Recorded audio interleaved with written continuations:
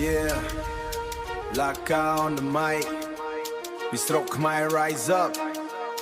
Let's go. ខ្ញុំជា rapper មកអែមមិនមែនលេងសរសៃបត់ទាំងយប់តួភ្លៀងក៏មិនខ្លាចទេ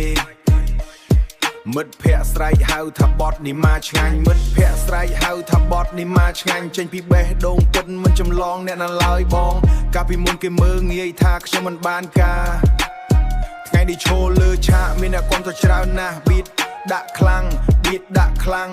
ឲ្យចកក្រៅក្នុងកម្មវិធីអ្នកណាស្ដាប់ហើយក៏ងក់ក្បាលតាម melody rapper មកអែមនៅអត់ចង់ទេ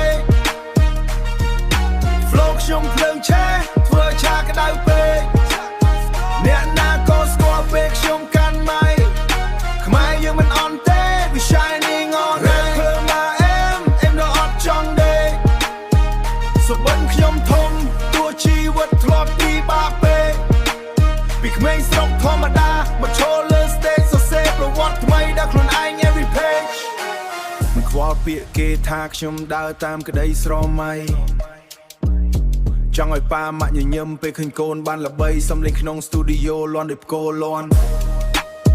មិត្តលើកដៃឡើងពេល DJ ដាក់សូខ្លាំងខ្ញុំមិនមែន hero តែខ្ញុំមានការតស៊ូដួលហើយក្រោកឡើងវិញមិនដែលនិយាយថា lose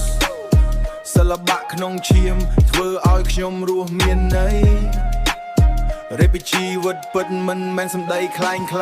ย rapper មកអែមក៏អត់ចង់ទេខ្ញុំភ្លើងឆេះធ្វើឆាក្តៅពេកអ្នកណាក៏ស្គាល់ពេកខ្ញុំកាន់ម៉ៃខ្មែរយើងមិនអន់ទេ we shining all night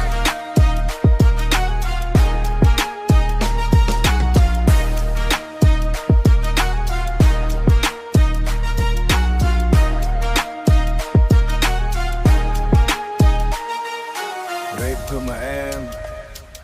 Khmer hip hop shining all night. Yeah. Get gone.